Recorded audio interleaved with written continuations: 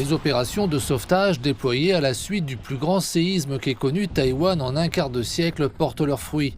Une vidéo officielle publiée jeudi montre des équipes de transport aérien mettant des mineurs en sécurité.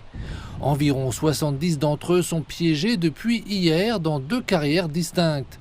Les médias locaux indiquent également que certains membres d'un groupe d'employés d'hôtels qui s'étaient retrouvés piégés dans un convoi de minibus après le tremblement de terre ont pu se mettre à l'abri. Les autres seraient en bonne santé. Dans la ville de Hualien, près de l'épicentre du séisme, la population se rétablit après les événements d'hier.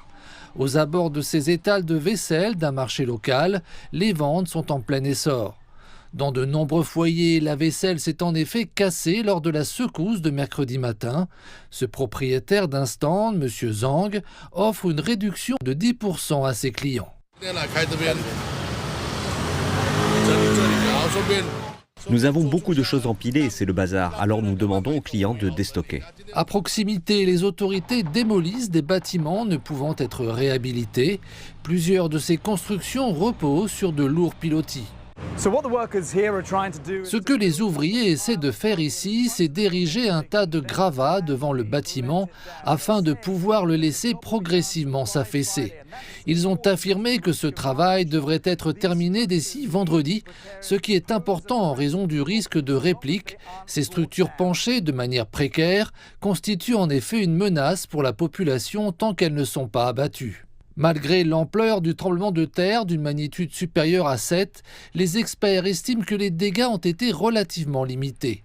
Des codes de construction stricts et des exercices réguliers dans les écoles et sur les lieux de travail y ont contribué. Huang Yaonan est bénévole, il fait partie de ceux qui se sont précipités sur cette scène à Hualien la veille. Ils se sont tous rassemblés à cet endroit. Ils ont monté des tentes parce que les routes de Taipei étaient bloquées et que les équipes de Kaohsiung et de Pingtung ne pouvaient venir que par le sud. Elles ont dépêché du personnel de secours et même des chiens de recherche et de sauvetage ainsi que leur équipement. Les autorités restent en alerte en cas de réplique. On craint d'autres éboulements et glissements de terrain. Jeudi marque la fête de Qingming, également connue sous le nom de fête du balayage des tombes. La population souhaitant rendre hommage aux ancêtres et aux proches a été invitée à ne pas se rendre dans les zones montagneuses.